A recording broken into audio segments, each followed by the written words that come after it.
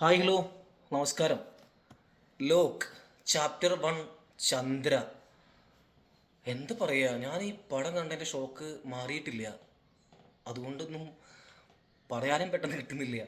ഈ സിനിമയുടെ പ്രൊഡ്യൂസറായിട്ടുള്ളത് Dulquer Salmaan, the brand Wayfarer, അദ്ദേഹത്തിൻ്റെ കമ്പനി തന്നെയാണ് ഇത് വിതരണം ചെയ്തിരിക്കുന്നത്. ഈ സിനിമയുടെ ഡയറക്ടറായിട്ടുള്ളത് ഡൊമിനിക് കരുൺ. ഏത് മനുഷ്യനെ, ഇയാളൊക്കെ ഞാൻ വേറെ സിനിമ ഉണ്ടോയെന്ന് എനിക്കറിയില്ല. ഇങ്ങേരും നമ്മുടെ ജനിക്കേണ്ടവനേ അല്ല എന്ന് വേണമെങ്കിൽ പറയാം.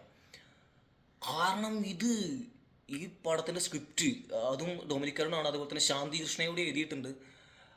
ശാന്തി കൃഷ്ണ നമ്മുടെ ഒരു ആക്ട്രസ്സാണ്, പുള്ളിക്കാരത്തി കുറച്ച് സിനിമയിലൊക്കെ അഭിനയിച്ചിട്ടുണ്ട്. ഇത് ഗംഭീര പടം, ഗംഭീര പടം. അയ്യോ, ഇങ്ങനെയൊക്കെ സിനിമ എടുക്കാൻ പറ്റുമോ? ഞാൻ ഞെട്ടിപ്പോയി. കാരണം ഞാൻ വലിയ പ്രതീക്ഷ ഉണ്ടായിട്ടില്ല ഈ സിനിമ കണ്ടത്. ഇതിന് വലിയ പബ്ലിസിറ്റിയും കൊടുത്തിരുന്നില്ല.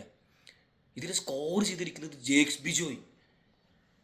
എൻ്റെ മോനെ, സ്കോർ എന്നൊക്കെ പറഞ്ഞു കഴിഞ്ഞാൽ നമ്മളെ എന്താ പറയുക, ഒരു സെക്കൻഡ് പോലും വെറുപ്പിക്കണ്ടേ. ഇത് ഗംഭീരമായിട്ടുള്ള സ്കോറ്, ആവേശം കൊണ്ട് അല്ലെ നമ്മളെ കോരിത്തിരിപ്പിക്കുന്ന സ്കോറ്, ചമ്മൻ ചാക്കോ എഡിറ്റിങ്. അതൊന്നും റിവ്യൂ ചെയ്യാൻ പറ്റില്ല. കാരണം അവരുടെയൊക്കെ മാക്സിമം ജേക്സ് ബിജോയുടെയും ചമ്മൻ ചാക്കോ, അതുപോലെ നിമിഷ് രവി, അദ്ദേഹം കിങ് ഓഫ് കൊത്തക്കൊക്കെ ഡി ഒ പി ചെയ്തിട്ടുള്ള ആൾ, പുള്ളിക്കാരൻ്റെയൊക്കെ ഒരു എക്സ്ട്രീം ലെവൽ എന്ന് പറയൂലേ, ഒരു എൻ്റെ ക്രൂ എക്സ്ട്രീം ലെവൽ കൊടുത്തിരിക്കുകയാണ്. ദുൽഖർ സൽമാൻ്റെ പിള്ളേർ ആ പടത്തെ അത്ര ഗംഭീരമായിട്ട്. ഇതിന് ഞാൻ ഈ സിനിമയിലേക്ക് വരുമ്പോൾ ഈ സിനിമയിൽ കല്യാണി പ്രിയദർശൻ, എൻ്റെ മോനെ തൊഴണ കുട്ടീനെ. കാരണം എജാതി റിസ്ക് എടുത്തതറിയോ, ഫൈറ്റ്, പിന്നെ പുള്ളിക്കാർത്തിയുടെ ആ ഒരു ആക്ഷൻ സീക്വൻസിൻ്റെ പുള്ളിക്കാരൻ്റെ ആ ഒരു നോട്ടം, ഭയങ്കര രസമായിട്ടുള്ള ആറ്റിറ്റ്യൂഡ് പിടിച്ചുകൊണ്ടുള്ള അഭിനയം, അടിപൊളി. അയ്യോ, ഒരു രക്ഷയില്ല. ഞാൻ ഞെട്ടിപ്പോയി ശരിക്കും ഈ സിനിമ കണ്ടിട്ട്. 2025 ഏറ്റവും മികച്ച സിനിമ. ഞാൻ നേരത്തെ പോസ്റ്റ് ഇട്ട പോലെ ഏറ്റവും മികച്ച പടം, ഗംഭീര experience, must watch in theatre. വേറെ ഒന്നും ഞാൻ അധികം പറയുന്നില്ല. നെസ്ലിൻ ഈ സിനിമയിലുണ്ട്.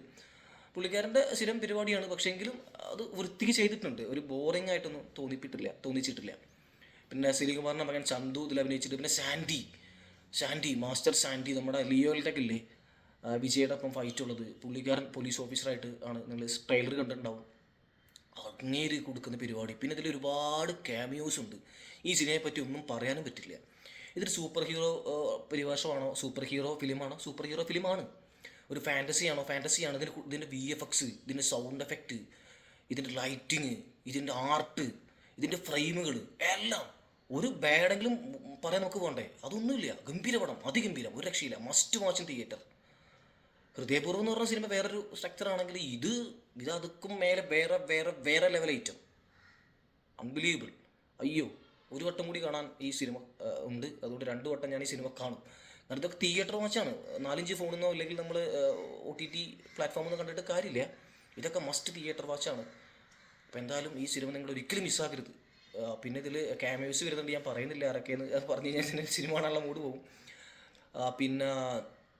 പിന്നെ പറയാനുള്ളത്, ഈ സിനിമയുടെ ഈ പടം കഴിയുമ്പോൾ നിങ്ങളാരും എണീറ്റ് പോരരുത്. കാരണം ഈ സിനിമയ്ക്ക് ഒരു 5 മിനിറ്റ് വീണ്ടും ഈ സിനിമയ്ക്ക് ഒരു ക്യാമിയോനെ കാട്ടുന്നുണ്ട്. അത് കഴിഞ്ഞിട്ട് വീണ്ടും 5 മിനിറ്റ് ആയിട്ട് ഒരു ക്യാമിയോനെ കാട്ടുന്നുണ്ട്.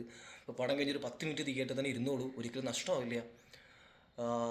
അപ്പോൾ എല്ലാവരും സിനിമ കാണണം നിർബന്ധമായിട്ട്. ഒന്നും പറയുന്നില്ല. പ്രത്യേകിച്ച് ഇതിലൊരു ജംഗിളിലൊരു ഫൈറ്റൊക്കെ ഉണ്ട്. അതിലൊരു ചെറിയൊരു പെൺകുട്ടിയുണ്ട്.